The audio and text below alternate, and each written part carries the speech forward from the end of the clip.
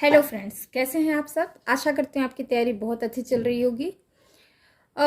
इवोल्यूशनिज्म के ही कॉन्सेप्ट को हम आगे बढ़ाते हैं और हमने अभी तक देखा कि what is the basic postulate of evolutionism is the contribution of evolutionist anthropologist.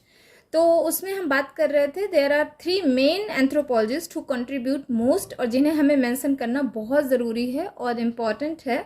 उसमें फर्स्ट आते हैं एडवर्ड ब्रूनेट टाइलर, सेकंड आते हैं सर जेम्स फ्रेजर और थर्ड आते हैं एलिस मॉर्गन। तो हमने प्रीवियस वीडियोस में आपको दिखाया था कि कैसे आपको लिखना है, किस तरह से करना है और किस तरह से हमने एक फ्रेमवर्क के थ्रू आपको समझाने की कोशिश की थी। उसे आप अपने वर्ड्स में लिखने की कोशिश करिएगा। यहाँ फिर मैं लेके आई हूँ एक आगे उसके सर जेम्स फ्रेजर और Edward Burnett Lewis Henry Morgan को। सर जेम्स फ्रेजर भी क्लासिकल इवोल्यूशनिस्ट थे और कह सकते हैं आप यूनिलीनियर इवोल्यूशनिस्ट थे। तो यहाँ मैंने बहुत ही सिस्टमेटिक और मैथमेटिकल तरह से एक फ्रेमवर्क बना के लिखा है। ये पॉइंट्स आपको डालने ज़रूरी हैं और इससे आपको ऑब्जेक्टिव क्वेश्चन भी तैयार होता रहेगा और डिस्क्रिप्टिव भी आप लिख सकेंगे एक बार समझ में आने के बाद। ठीक है, तो एज इट इज़ इसको बिल्कुल रिकॉल कर लीजिएगा, बिल्कुल कई बार इसको पढ़ लीजिएगा और उससे आपको एकदम से समझ में आ जाएगा। तो अलग से बड़ी बड़ी मोटी मोटी बुक्स पढ़ने की ज़रूरत नहीं है, आप इतना पढ़ लीजिए और अपने वर्ड्स में लिख लीजिए, यही बहुत ज़्यादा है। ठीक है, तो सर जेम्स फ्रेजर के बारे में बात कर लेते हैं। ये 1854 से 1941 तक रहे। इनका जो मेजर पब्लिकेशन है सबसे पहले उसको देख लेते हैं। अच्छा, एक चीज़ इनके बारे में बहुत ज़्यादा कि जो भी ये देखते थे, सुनते थे, समझते थे, ऑब्जर्व करते थे, लिखते बहुत थे। मतलब ही has written number of pamphlets, number of journals, number of books. कोई भी बुक इनके एक वॉल्यूम की नहीं है, हर बुक कोई मोर देन 3 वॉल्यूम की है। मतलब लिखते रहे, बहुत कुछ इन्होंने लिखा, बहुत सारा इन्होंने लिखा।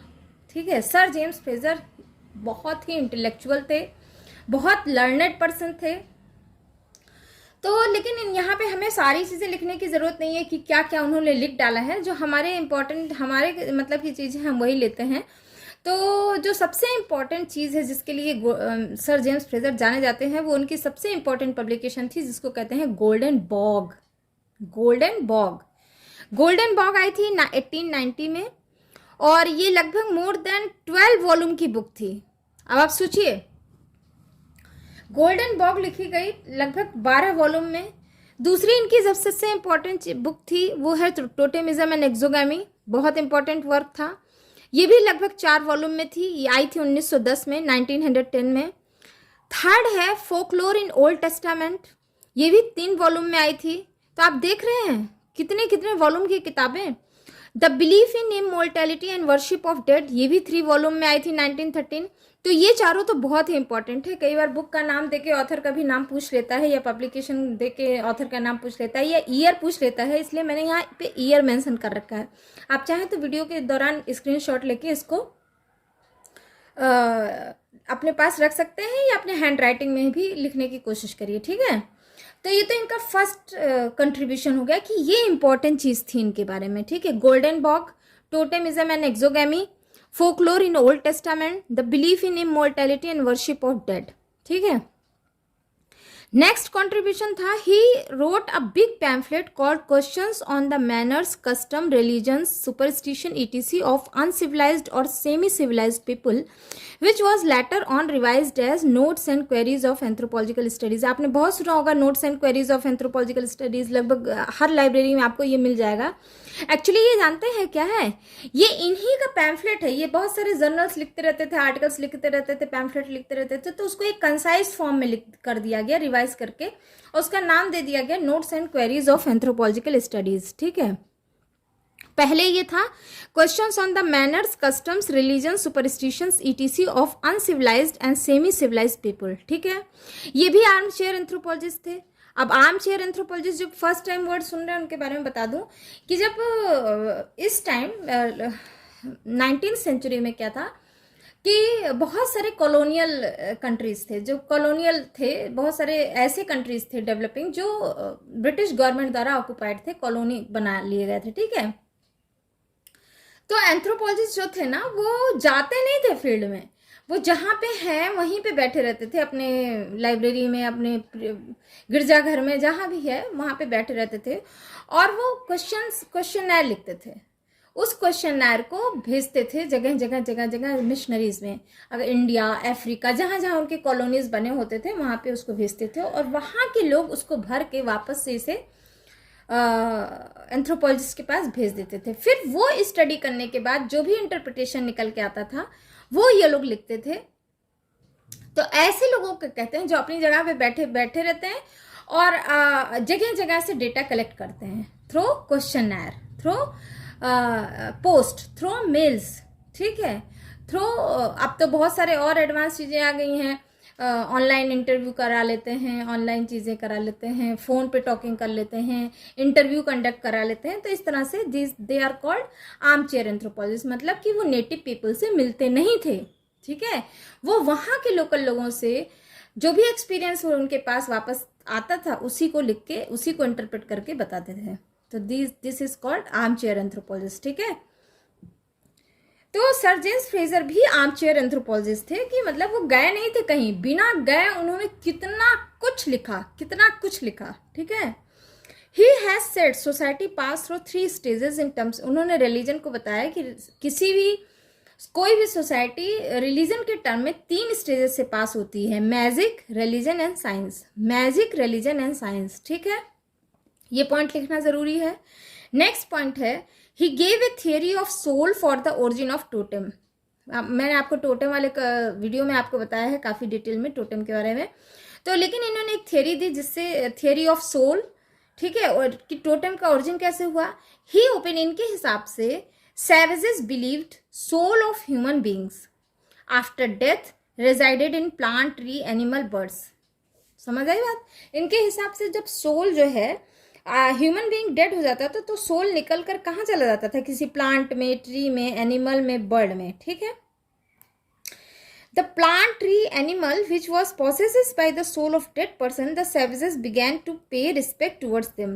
इसीलिए तो बाद में फिर क्या होता था कि जो सैवेज थे, जो नेटिव पीपल थे, या जो लोग थे, जो ट्राइब्स थे, जो आप जिसे भी कहें कम्युनिटी थे, जो ह्यूमन बीइंग थे, वो फिर वो उस डेड पर्सन के सोल को जो प्रोसेस कर लेता था उसी को वो रिस्पेक्ट देने लगते थे, रिवर्ट करने लगते थे। जैसे बहुत सारे ट्राइबल पीपल हैं जिसमें कोई एनिमल्स हैं जो बहुत ज़्यादा रिवर्ड हैं, उसको वो बहुत प्रोटेक्ट करते हैं, उसके मांस को नहीं खाते, उसको मारते नहीं हैं, ठीक है, उसको बचाते हैं। नदियां हैं, पहाड़ हैं, मतलब वो किसी भी चीज़ में आके समा सकता है। तो इस तरह से eating and killing of those objects were strictly tabooed, ठीक है, इसी को कहते हैं टोटेमिज्म, ठीक है। तो ये तो सर जेम्स फ्रेजर के लिए एक ब्रीफ अकाउंट हो गया। ये पॉइंट सर जेम्स फ्रेजर के बारे में अगर पूछा जाता है तो भी आप लिखेंगे, अगर क्लासिकल इवोल्यूशनिस्ट का एक डिटेल क्वेश्चन आता है तो भी आप लिखेंगे इतना कंट्रीब्यूशन, ठीक है। ये बहुत इंपॉर्टेंट है, इसमें से कोई भी पॉइंट मिस नहीं करना है, सारे पॉइंट लिखने हैं, और ये सारा कुछ यही है सर जेम्स फ्रेजर के बारे में, ठीक है। अब एल.एच. मॉर्गन के बारे में भी जान लेते हैं। सबसे पहली बात तो ब्रिटिशर्स नहीं थे, ये अमेरिकन एंथ्रोपोलॉजिस्ट थे, ठीक है। और ये इवोल्यूशनिज्म के बारे में बहुत कुछ बताया, ठीक है। फर्स्ट बुक जो इनकी आई थी मॉर्गन की, वो लीग ऑफ इरोक्यूज के नाम से जानी जाती थी। 1851 में लीग ऑफ इरोक्यूज के नाम से इनकी बुक आई। देन दूसरी बुक आई system of consanguinity and affinity of human society. ये मैंने आपको किनशिप के क्लास में बताया हुआ है। इस किताब का जिक्र आया था, 1870 में पब्लिश हुई थी। इसे मैग्नम, एक इनकी सबसे इंपॉर्टेंट किताब है जिसे कह देते हैं मैग्नम ओपस, वो है ancient society, researches in the line of human progress from savagery through barbarism to civilisation. बहुत इंपॉर्टेंट बुक थी ये, ठीक है। तो बुक का नाम मेंशन करना इंपॉर्टेंट होता है क्योंकि किसी के काम को हम किस फॉर्म में जानते हैं, और खासकर एकेडमिक्स में हम बुक के ही फॉर्म में जानते हैं, ठीक है, कि उन्होंने क्या दिया। नेक्स्ट पॉइंट है, ही फर्स्ट इंट्रोड्यूस क्वेश्चनर एंथ्रोपोलॉजी। बहुत इंपॉर्टेंट, सबसे पहले जो क्वेश्चनर का इंट्रोडक्शन जिसने दिया था वो थे मॉर्गन ने, ठीक है। And that known as Morgan circular of 1862। और इसको हम कह देते हैं मॉर्गन्स का सर्कुलर 1862। जो इन्होंने पहला क्वेश्चनर बनाया था उसको हम कहते हैं Morgan circular of 1862। Details of this questionnaire and their analysis were incorporated by Morgan in his book system of consanguinity and affinity in human family. ये जो सेकेंड बुक है ना, system of consanguinity and affinity of human society, या ये इसी इनके questionnaire का ही correction है। ठीक है, कि कैसे क्वेश्चनर बनाएंगे, कैसे उसमें एनालिसिस करेंगे, सब कुछ उसमें इनकॉर्पोरेट है। ठीक है, मॉर्गन ने बताया था। नेक्स्ट पॉइंट है मॉर्गन का, he trace the history of human family from primitive promiscuity through 5 stage of evolution of modern monogamy. ये तो आपको मैंने पहले बताया था किनशिप वाले क्लास में, कि मॉर्गन ने ये प्रपोज किया था कि ह्यूमन फैमिली या मॉडर्न मोनोगैमी आज की डेट में कैसे आई, उसके लिए यूनिलिनियल कॉन्सेप्ट को प्रपोज किया था, जिनके अनुसार सबसे पहला स्टेज था कॉन्सेंगुइन, पुनेलुआन, सिंडाइस्मियन, पैट्रियार्कल एंड मोनोगैमियन। अब मैं थोड़ा बता देती हूँ, इसमें कॉन्सेंगुइन में कोई रेस्ट्रिक्शन नहीं था, कहीं भी कोई भी कितना भी रह सकते थे, कोई भी मेल फीमेल बच्चे हैं। पुनेलुआन में एक ब्रदरहुड की फीलिंग आई। ठीक है, सिंडाइस में ये सारा कुछ मैंने फैमिली वाले टर्म बता रखा है, तो यहाँ लिखने की बहुत ज़्यादा ज़रूरत नहीं है, तो आप वहाँ से जाके एक बार कंसल्ट कर लीजिएगा कि सिंडाइस में क्या है, पैट्रियार्कल, और आज की जो ह्यूमन फैमिली है, आज हम जिस तरह से रहते हैं उसको कहते हैं मोनोगैमी फैमिली। ठीक है, जिसमें एक हस्बैंड वाइफ बच्चे रहते हैं।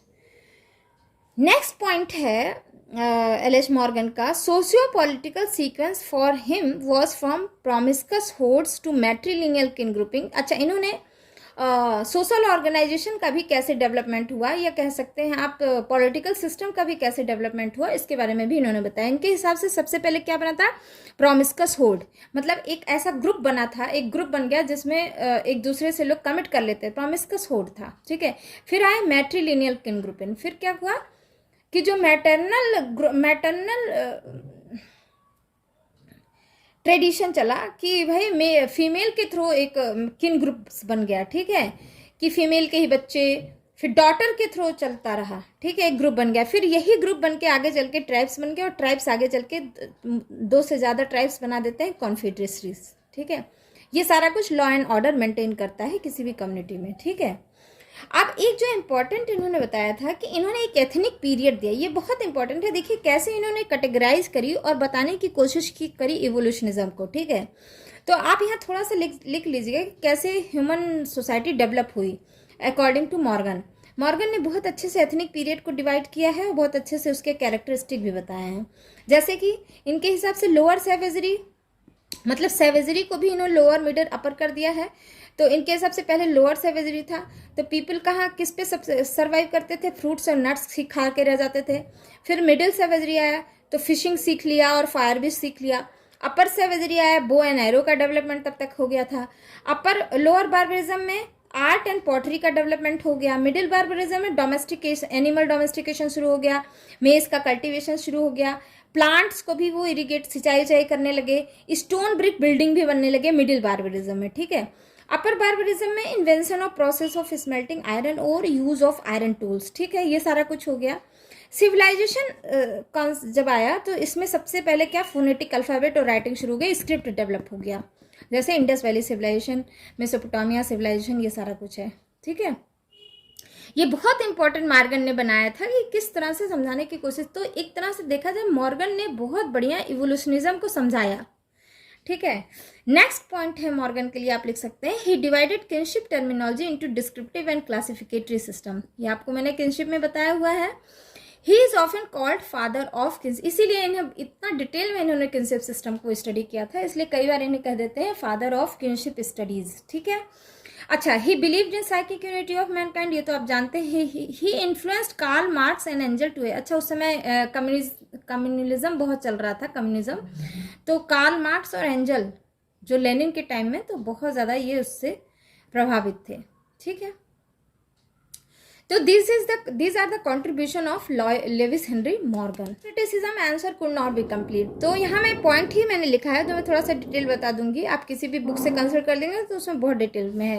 लेकिन अगर आपके पास टाइम नहीं है तो आप यहाँ इतना तक लिख देंगे, आपको इसमें डिटेल जाने की ज़रूरत नहीं है। ठीक है, आपके पास अगर डिस्क्रिप्टिव क्वेश्चन आते हैं what is evolutionism, write down the detail, write down the contribution of the classical evolutionist, तो आप इन तीनों का कंट्रीब्यूशन लिखेंगे, साथ साथ क्रिटिसिज्म भी लिखेंगे। अब क्रिटिसिज्म क्यों, कोई भी कॉन्सेप्ट का क्रिटिसिज्म जरूरी है क्योंकि उसके बिना आप डेवलप नहीं करते हैं, ठीक है, आप कंटेमिनेट होने लगते हैं, स्टैग्नेंसी आने लगती है। तो क्लासिकल इवोल्यूशनिज्म के भी क्रिटिसिज्म आए ही होंगे क्योंकि सबसे पहला और सबसे बेसिक था, हालांकि काफ़ी दिनों तक यही फॉलो किया गया। सबसे पहली पॉइंट जो था कि इट डिपेंड्स ऑन कॉन्जेक्चर, कोई हिस्ट्री को कोई जानकारी नहीं थी, किसी भी कल्चर को पढ़ रहे हैं, समझ रहे हैं, देख रहे हैं, कह रहे हैं, लेकिन उसका हिस्ट्री में क्या था कोई जानने का परवाह नहीं कर रहा था। तो एक टोटली एक धुंधला सा हिस्ट्री पे डिपेंड थे, ठीक है, ये एक सबसे बड़ी कमी थी। दूसरा था it was divide of field work, आप समझ रहे हैं, सारे आर्म चेयर एंथ्रोपोलॉजिस्ट थे, कोई कहीं किसी नेटिव के पास गया ही नहीं, बस वो जो है क्वेश्चनर भेज के या उनसे मिल के या जो म्यूजियम में रहते थे या मिशनरीज जो प्रीस्ट टूस्ट वहाँ पे रहते थे वो वापस आते थे, उनसे बात करके इस तरह से करके वो इतना कुछ लिख डाले। तो फील्ड वर्क तो था ही नहीं, जो कि बहुत इंपॉर्टेंट कैरेक्टरिस्टिक है एंथ्रोपोलॉजी का, ठीक है, विदाउट फील्ड वर्क एंथ्रोपोलॉजी कहाँ ही नहीं जा सकता। थर्ड क्रिटिसिज्म है इग्नोर आर्कियोलॉजी, आर्कियोलॉजी को इन्होंने बिल्कुल इग्नोर कर दिया, जो बहुत इंपॉर्टेंट पार्ट है। फोर्थ है ऑल्सो कंसीडर सिंगल लाइन, भाई कोई जरूरी नहीं है कि सिंगल लाइन ही इवोल्यूशनिज्म हुआ हो, मल्टी लीनियर भी इवोल्यूशनिज्म हुआ था, कहीं कहीं ऐसा देखा गया है कि मल्टी लीनियर भी इवोल्यूशनिज्म हुआ है, लेकिन ये हर चीज को इन्होंने किस में बात किया, सिंगल लाइन ऑफ इवोल्यूशनिज्म।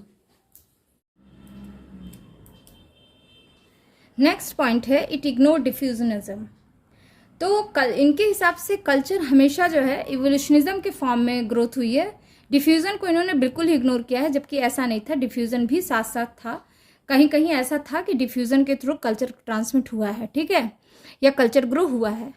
तो that is the another criticism.